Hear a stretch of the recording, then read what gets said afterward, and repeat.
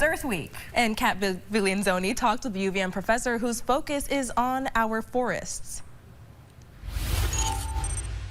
Vermont is known as the Green Mountain State, and obviously our forests are very important to us. Bill Keaton is a UVM professor and forestry expert. Thanks for being here. Thanks. Nice to be here with you.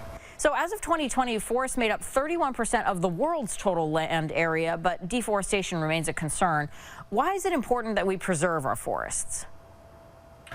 Well, I think these days we're especially concerned with conserving forests because of the role that they play in stabilizing the Earth's climate.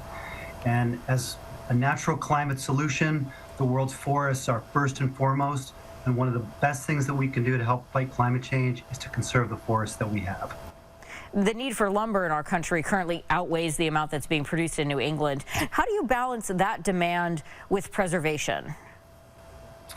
Right. Well, I think the point is that we need all kinds of different forests. We need forests that are conserved as wildland areas, but we also need working forests that will continue to sustainably produce timber.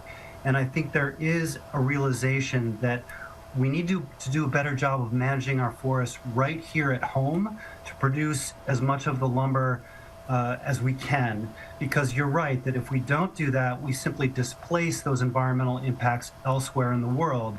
And if that means importing timber from parts of the world where forests are not as well protected, or where, let's say, forestry operations are not as carefully regulated or as scientifically based, it means that the environmental impacts will be worse. And we also know that we know how to do excellent forestry right here in New England. So it's better if we can produce as much of it locally as possible.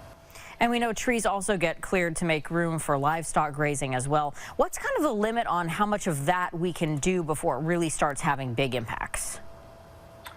Well, actually here in New England, clearing forests for agriculture is not really a significant player anymore. It's not a major cause of forest loss. That is true in other parts of the world, like the tropics, particularly Brazil, although there you also see a lot of deforestation from large-scale industrial agriculture of all sorts, soybeans, sugarcane, and other things. But here in New England, the major driver of forest loss is actually suburban and what we call exurban sprawl, that rural residential sprawl that we see spreading across the landscape.